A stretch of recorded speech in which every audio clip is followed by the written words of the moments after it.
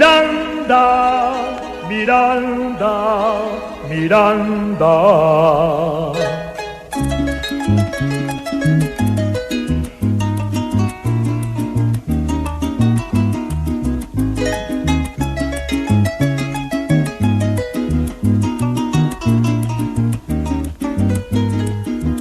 Miranda es lo más bello que tiene Carabobo, porque es mi pueblo lindo que nunca olvidaré. Miranda es un destello de todo lo que adoro. Miranda es primavera de eterno florecer. Toditos sus lugares me llenan de nostalgia, millares de recuerdos sacuden por doquier. Recorriendo las calles del barrio Caja de Agua, Mirandita el Peñuco, Plaza Sucre también. Por eso es que yo sueño con verte engrandecido, con lindas avenidas y luces de neón. Con esfuerzo y empeño, mi pueblito florido, llegarás a ser grande como el gran precursor. Con esfuerzo y empeño, mi pueblito querido, llegarás a ser grande como el gran precursor.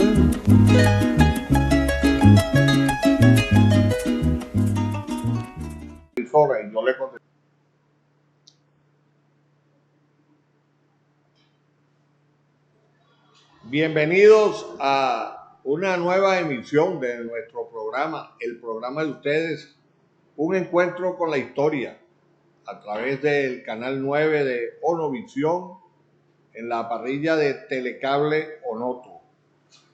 Gracias a todos nuestros televidentes que han venido siguiendo las primeras emisiones de esta experiencia televisiva que pretende ser, como lo hemos repetido ya, una tribuna abierta para difundir la historia local, la historia de los valles altos de Carabobo, y que hemos iniciado de manera especial con un trabajo investigativo sobre el municipio Miranda. En el programa anterior estuvimos hablando de la parte final del siglo XIX, es decir, los años que van entre 1880 y 1900, que hemos llamado la época de oro de Miranda. Mencionamos que entre algunos hechos importantes de toda esa parte final del siglo XIX tenemos la inauguración de la carretera Valencia-Nirgua por el presidente Guzmán Blanco en 1876, que permitía entonces la movilización de carros de tracción humana, de tracción de sangre. Todavía no estaba por llegar el vehículo automotor. Otros hechos importantes, el que en Miranda, además de los colegios públicos de niños y de niñas, también fue creado un colegio privado con el nombre de Andrés Bello, en donde además de las materias tradicionales se impartían también clases de francés. Hechos importantes de esta época, además de la aparición de ese colegio privado, la aparición del primer periódico, La Aurora de Miranda, gracias a que también había sido instalada una imprenta de los hermanos Arocha Pinto. Y comentamos que en esa época se dio el nacimiento de unos personajes importantes de la historia de Miranda.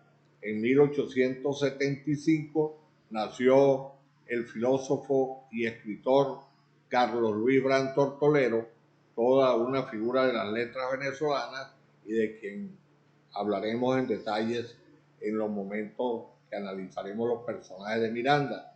También en 1893 nació el doctor Simón Arocha Pinto, médico y educador de una larga y brillante trayectoria, y nació en 1893 Carlos Fuentes Almarza, la máxima figura musical de Miranda, intérprete de varios instrumentos y creador de la Orquesta Fuentes.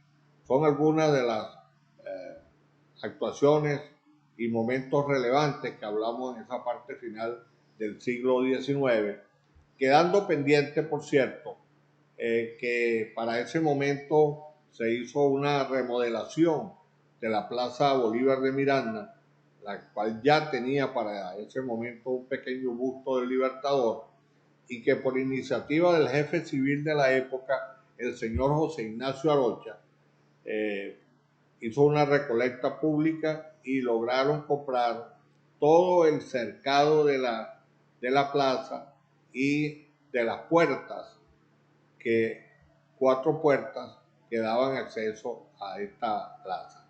Es un acontecimiento importante porque el material importado y de calidad que fue colocada para esta cerca será también motivo, cuando hablemos de hechos importantes de Miranda, de hablarlo con mayor precisión.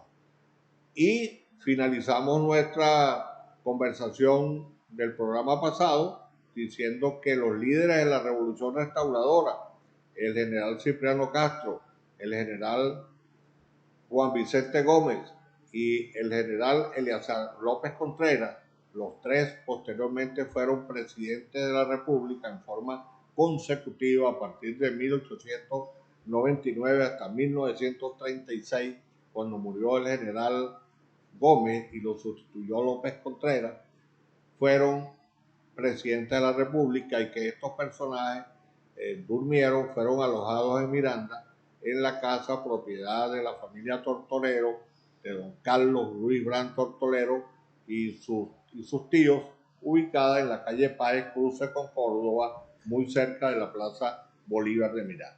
Eso entonces fue lo que tocamos en la parte final del programa anterior, cuando vamos a entrar ahora a lo que es el momento también del siglo XX a partir del año 1900. Pero no quisiera entrar de lleno a esta etapa de nuestra historia local sin dar un agradecimiento muy especial a tantas personas de Miranda y fuera de Miranda que han hecho uso de las redes sociales, llámense Facebook, Instagram, el WhatsApp, cualquiera de las vías telefónicas, incluso personales, para hacernos observaciones muy favorables sobre el contenido de estos programas y algunas de carácter técnico también sobre lo que estamos llevando. En este sentido, quisiera decirles que es un esfuerzo inmenso el que está haciendo Onovisión, Canal 9 de Telecable Onoto, que está comenzando en esta actividad de promoción cultural y de promoción educativa, y sírvanse entonces ustedes a excusarnos que todavía tenemos detalles, pero que en este camino promisorio, que es el de llevar un programa de televisión, vamos a estar corrigiendo poco a poco. Gracias entonces a todos los que han estado llamando. Y además de eso, vamos a aprovechar una parte del programa del día de hoy para dar respuesta a algunas preguntas, algunas observaciones sobre contenido que hemos expuesto en estos programas, y que me parece que es conveniente hacerlo para ratificarle a ustedes que hace falta que ustedes hagan sus observaciones, hagan sus críticas, agreguen lo que ustedes consideren que se puede agregar para que esta historia cada día sea no solamente una historia viva, sino una historia con mayor profundidad para todo lo que tiene que ver con lo local. Estamos entonces en esta tercera emisión del programa. Ya repasamos un poco lo que habíamos hablado en el programa anterior.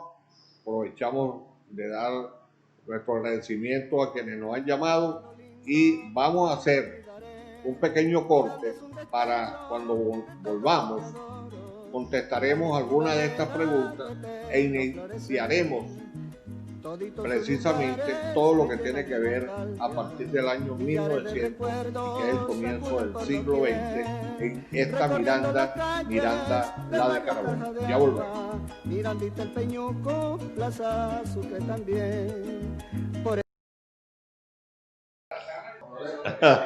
No, yo no pensé tanto en lo caro, sino que se calienta.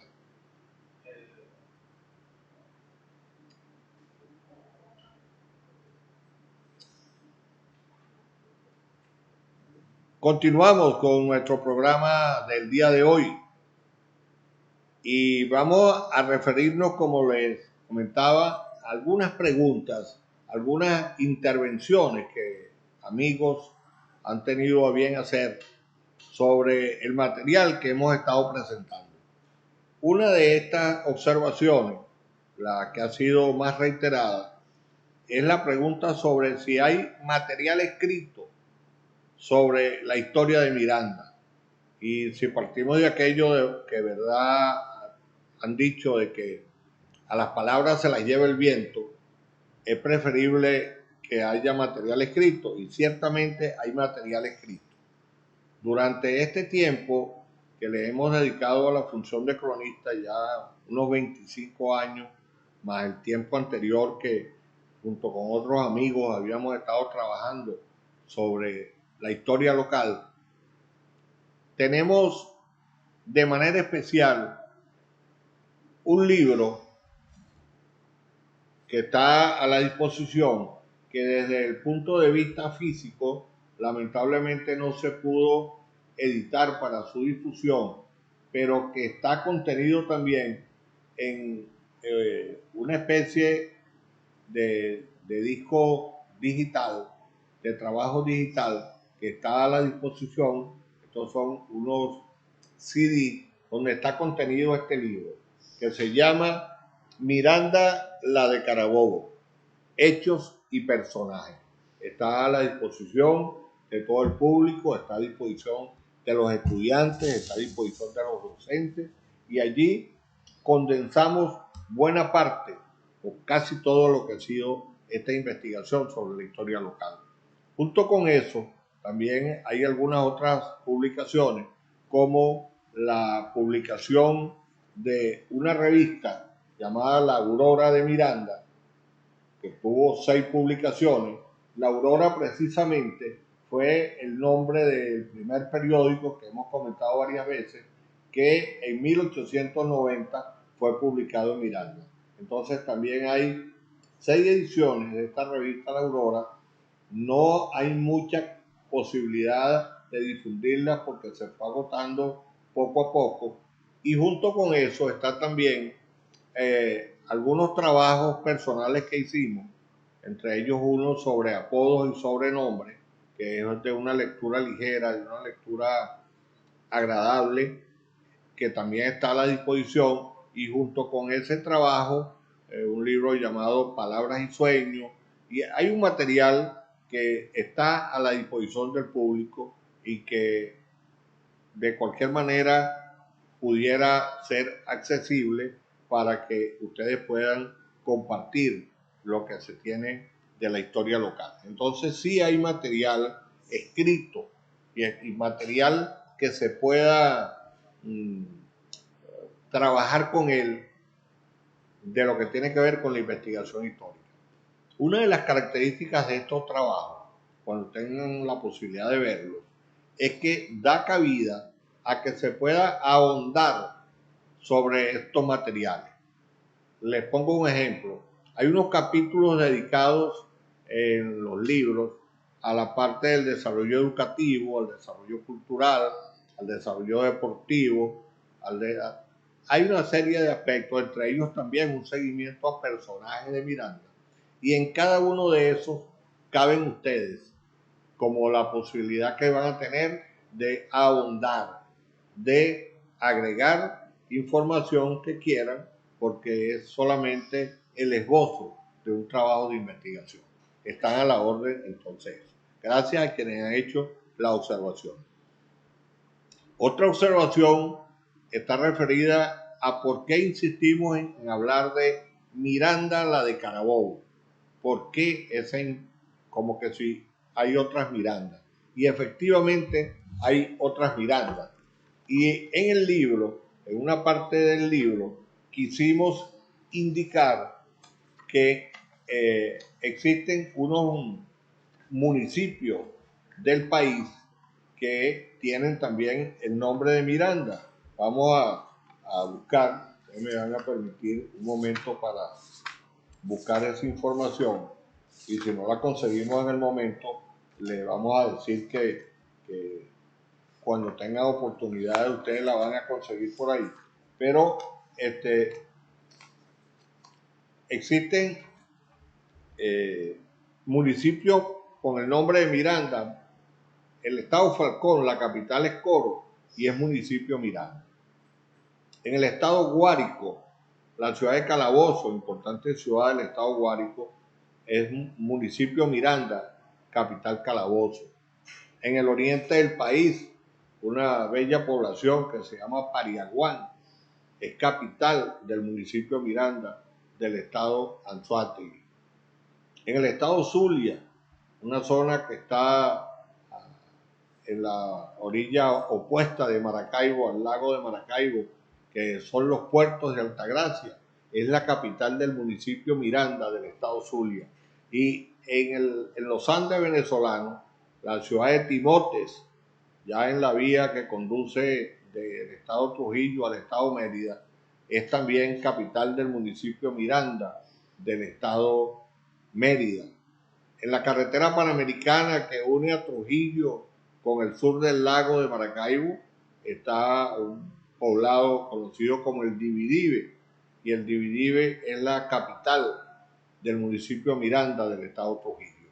Esto es lo que hace entonces que nombremos a Miranda como Miranda la de Carabobo para distinguirla de esos otros municipios Miranda, y con un agregado muy importante, que todos los demás municipios Miranda de Venezuela, el nombre de su población o de su ciudad capital es otro. En cambio, en el caso del municipio Miranda del estado Carabobo, la capital es Miranda, capital del municipio Miranda del estado Carabobo. Esto en cuanto también para esta información, porque estamos llamando constantemente Miranda la de Carabobo. Y brevemente entonces también una explicación con respecto al tema musical que identifica los programas, que de dónde salió esta sencilla pero bella canción dedicada a Miranda. Y le hemos dicho que esta es de la autoría y al mismo tiempo la interpretación de Alfredo Ojeda Valenzuela, un mirandino ya fallecido, fue médico y educador, y que se inspiró y soñó y escribió esta canción que se llama Soñando con Miranda. Soñando con Miranda ha sido entonces el tema de identificación que estamos usando en el programa, y que ustedes al comienzo y al final del programa lo oyen a través de las presentaciones de este programa. De esta forma entonces satisfacemos a algunos de nuestros televidentes que han estado haciendo preguntas y han estado interactuando con respecto al material y con respecto al contenido de lo que se está haciendo en esta edición de nuestro programa, Un Encuentro con la Historia, a través del canal 9 de Onovisión. Ya volvemos y seguiremos hablando de Miranda y de su gente. Sus lugares me llenan de nostalgia, millares de recuerdos sacuden por doquier, recorriendo las calles. Continuamos con este encuentro con la historia. Un encuentro con la historia es una oportunidad de hablar de nuestros ancestros, es una oportunidad de hablar de cuánto esfuerzo hizo la gente para llevarnos y para construir todo lo que hoy tenemos.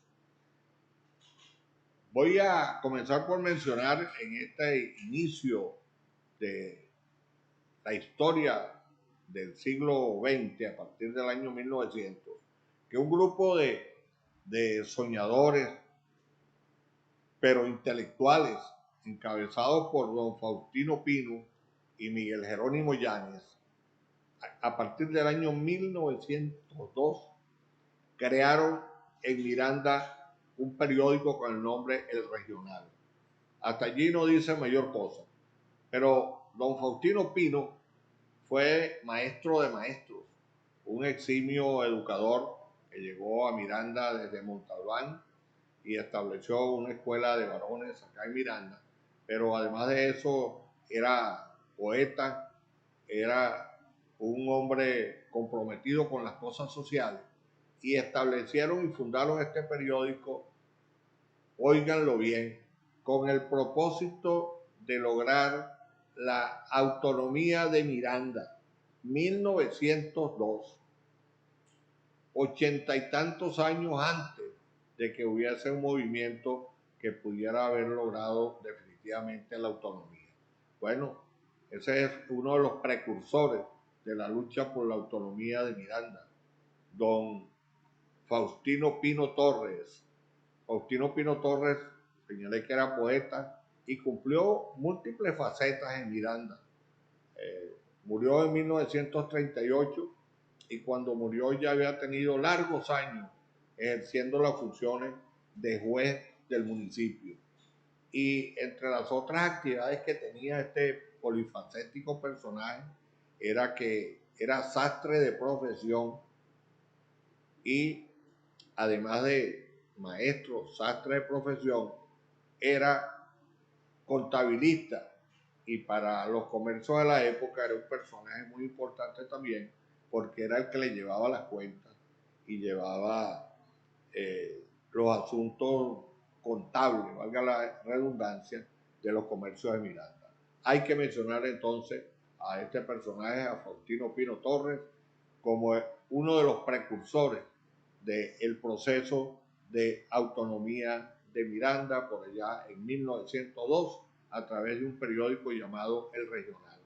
Y esto de los periódicos y de los medios de comunicación vino siendo reiterado en Miranda, porque olvidé de decir que también en los finales del siglo XIX existió otro periódico, además de La Aurora, llamado El Correo, que cumplió también su función.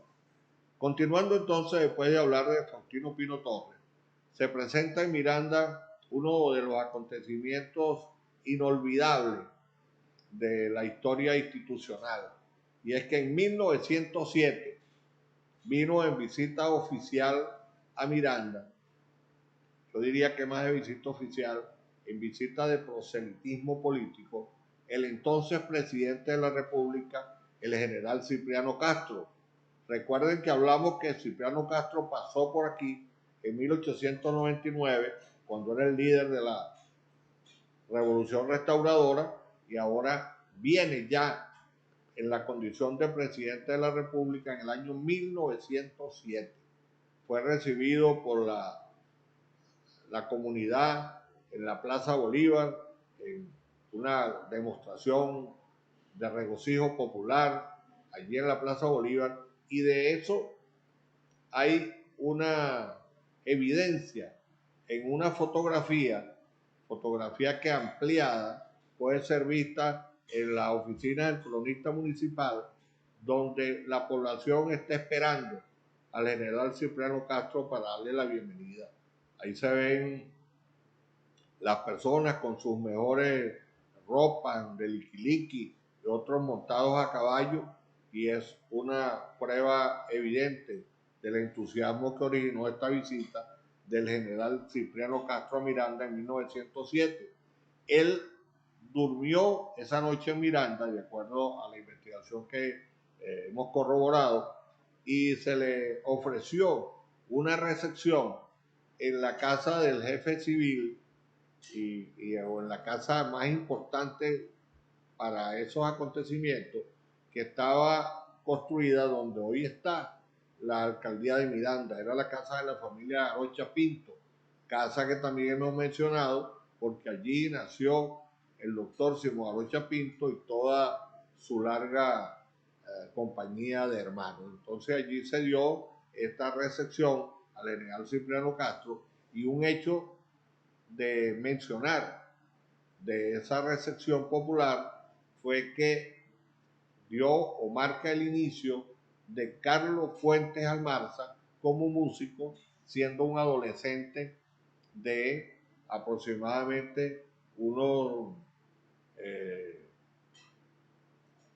14, 15 años, y tocando uno de los instrumentos de la orquesta que actuó esa noche. Por tanto, marca un hecho importante en Miranda la visita de Cipriano Castro.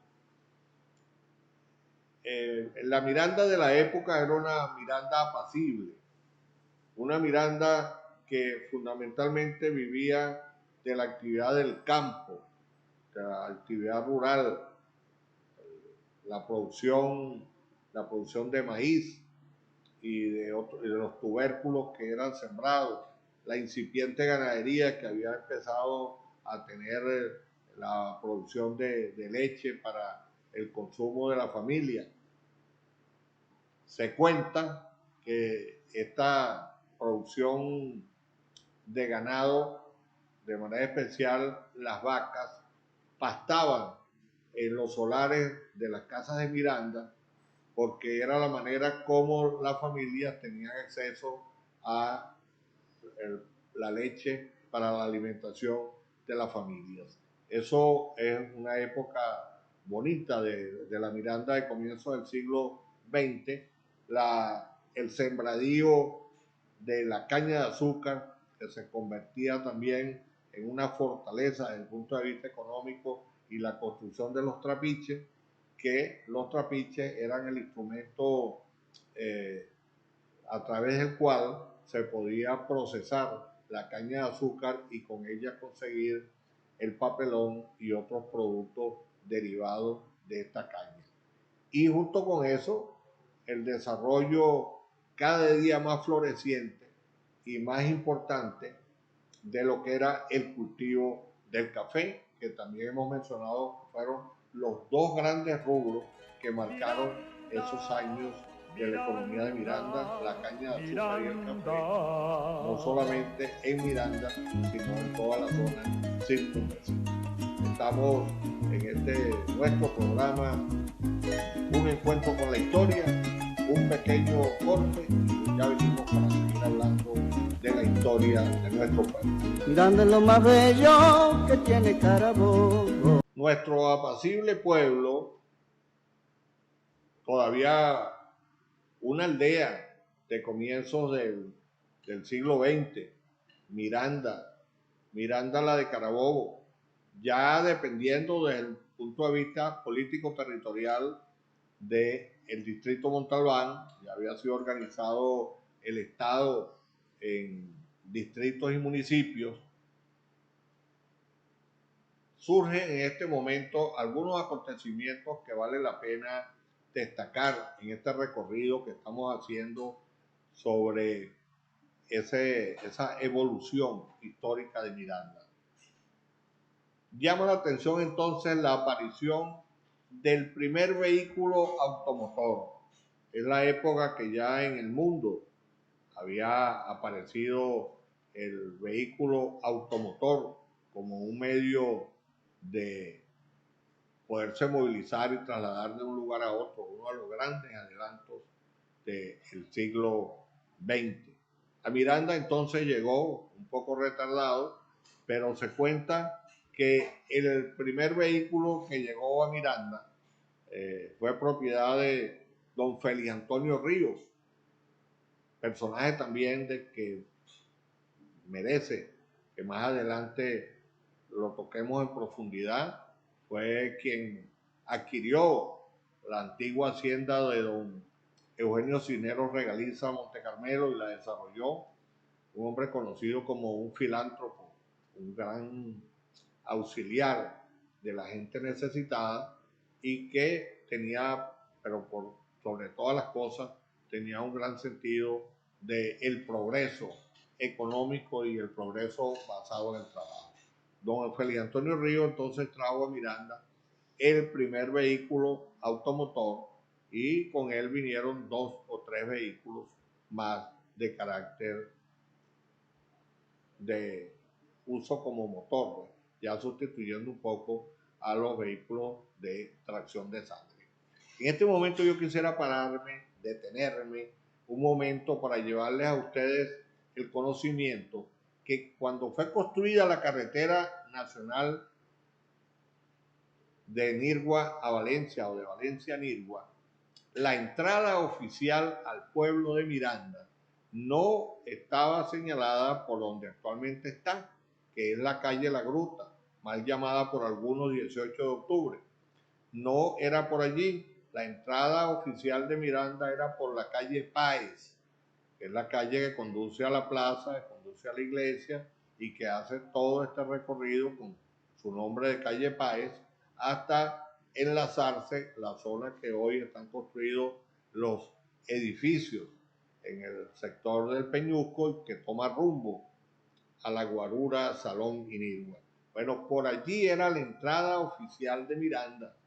Vamos a quedar bien claro por esto. Entonces, por allí entró el primer vehículo automotor propiedad de don Antonio Félix Ríos y después otro personaje también muy agradable y popular de Miranda llamado el señor Clemente Pinto, también vino con un vehículo un poco más tarde. Marca entonces esto, en la Miranda rural, un acontecimiento asombroso, algo que llamó la atención, que impresionó a la gente cuando vieron este vehículo transitar por las calles de Miranda. El asombro, según cuentan las personas de la época, fue algo indescriptible. Junto con esto hay otros acontecimientos de esa zona de los primeros años del siglo XX que no debemos dejar de mencionar. Uno de ellos es el afán de unos visionarios que decidieron entonces traer la energía eléctrica a Miranda. Hasta entonces el alumbrado en Miranda era a través de faroles.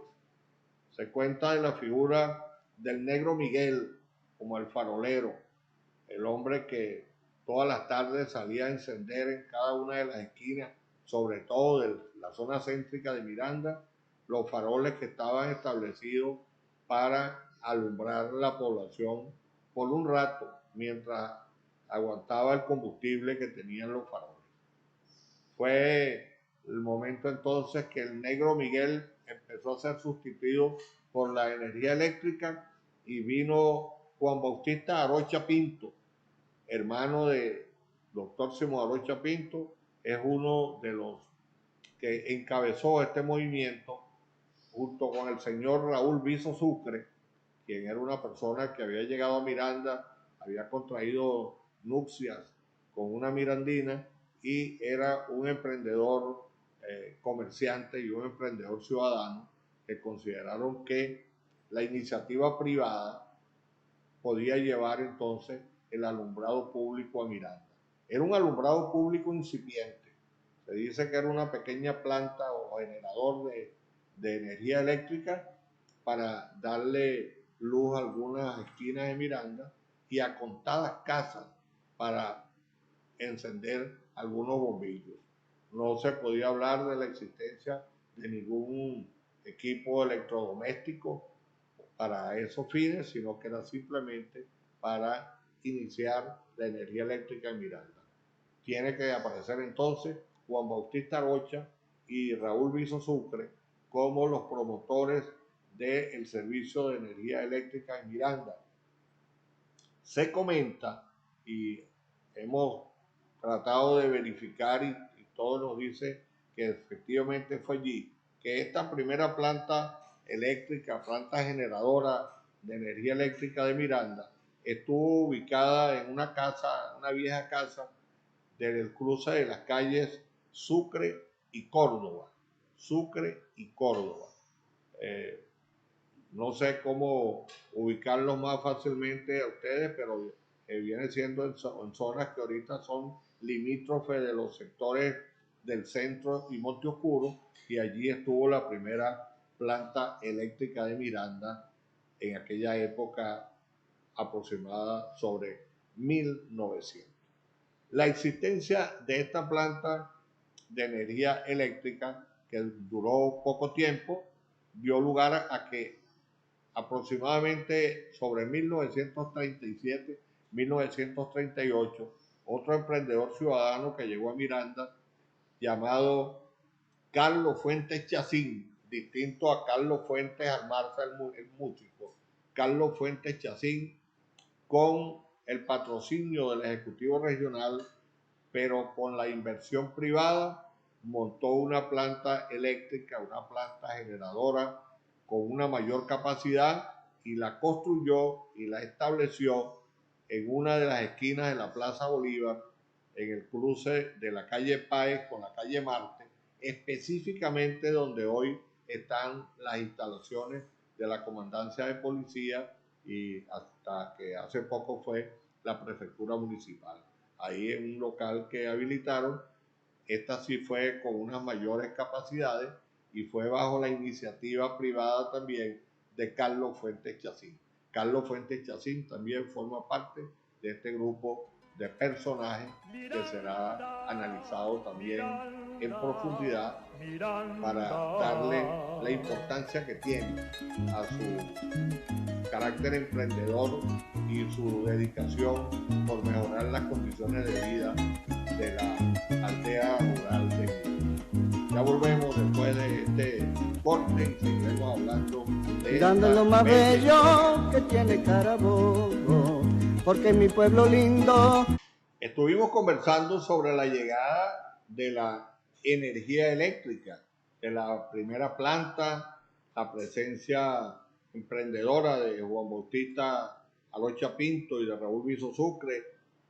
Y en ese momento se produce otro acontecimiento que es importante, que es conveniente, que llama la atención. Es la aparición en Miranda de un lugar para el cine, pero el cine no parlante, el cine que fue llamado el cine mudo, el cine de la época de Charles Chaplin, que no eran sino los dibujos y los movimientos. En Miranda también lo hubo, y fue precisamente aprovechando esa circunstancia, trajeron una pequeña planta, un pequeño instrumento que permitiera presentar este cine mudo. Lugar donde fue establecido esto, en la calle Bolívar, en la casa donde actualmente vive la familia Antipas. Era una amplia casona, que dicho sea de paso también después sirvió de alojamiento, en lugar de poder alquilar habitaciones, como si fuese un pequeño hotel. En esa casa, los años que andan alrededor de 1922, 1925, fue colocado entonces el cine mudo para que pudieran divertirse las personas, las pocas personas que pudieran divertirse viendo este tipo de representación. En una de estas representaciones se hizo presente la genialidad de Carlos Fuentes Almarza, el músico, para estrenar lo que es su obra máxima con respecto a la creación musical de Miranda, un vals llamado Cine Miranda, vals que en la actualidad algunas de las agrupaciones culturales de Miranda tienen dentro de su plantilla de presentaciones. Fue estrenado precisamente allí y por eso el nombre de la canción del vals, Cine Miranda. Eso lo guarda entonces nuestra pequeña historia, que en esa casa y en ocasión de comenzar el cine no parlante, el genio musical de Carlos Fuentes Almarza produjo su obra inmortal Cine Miranda. Eso es algo para guardarlo también y para traerlo entonces en este programa de encuentro con nuestra historia.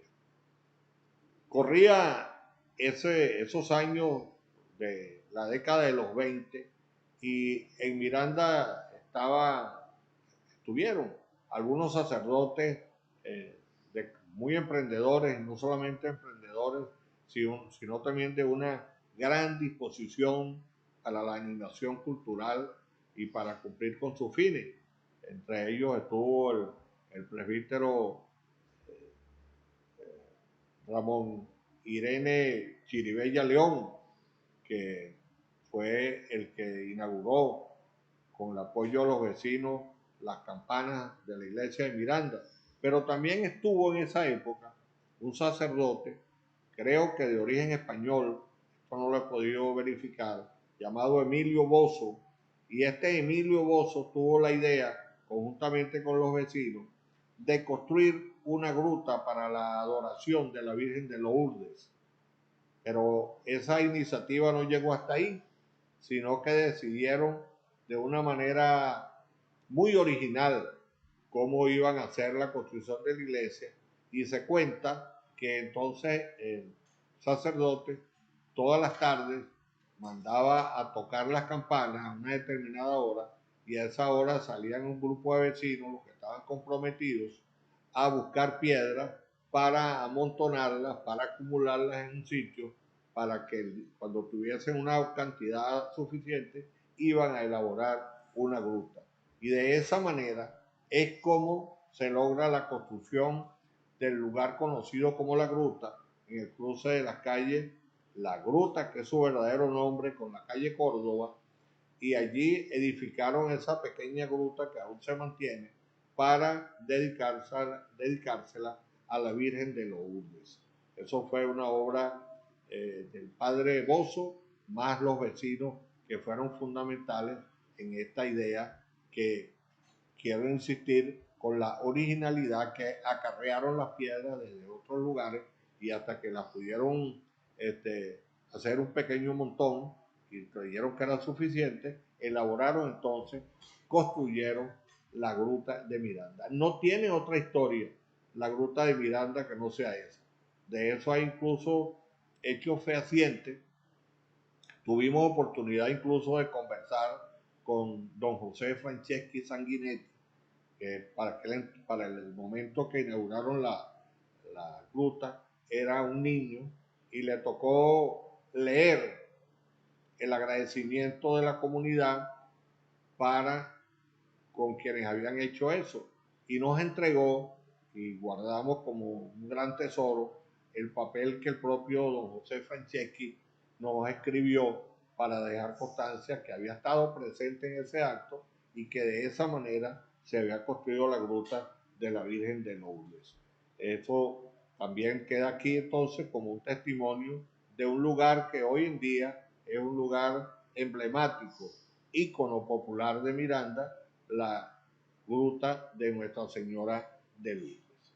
Ahora, cuando estamos en la parte final del programa del día de hoy, hay una observación que me ha estado viniendo por la vía de las redes sociales que yo los invito a que las usen, para que interactúen, para que nos coloquen ahí sus observaciones, sus críticas, sus comentarios, para que nos ayuden a seguir construyendo esta historia. Bueno, hay una pregunta que me llamó la atención y me parece interesante, que alguien me dijo, bueno, has estado hablando de tantas cosas, y del origen de Nirgua, y de la creación de Nirgua, y de la creación de Montalbán, y del mestizaje, y de los indios ligados con los españoles, y has hablado de todos estos asuntos. ¿Y dónde estaban los negros en esta zona para esa época que tú te estás refiriendo? Debo comentarles con la mayor seriedad y con el mayor rigor que en esta zona, para esos años, lo que es el siglo XVIII y buena parte del siglo XIX, no había la presencia de negros en la zona.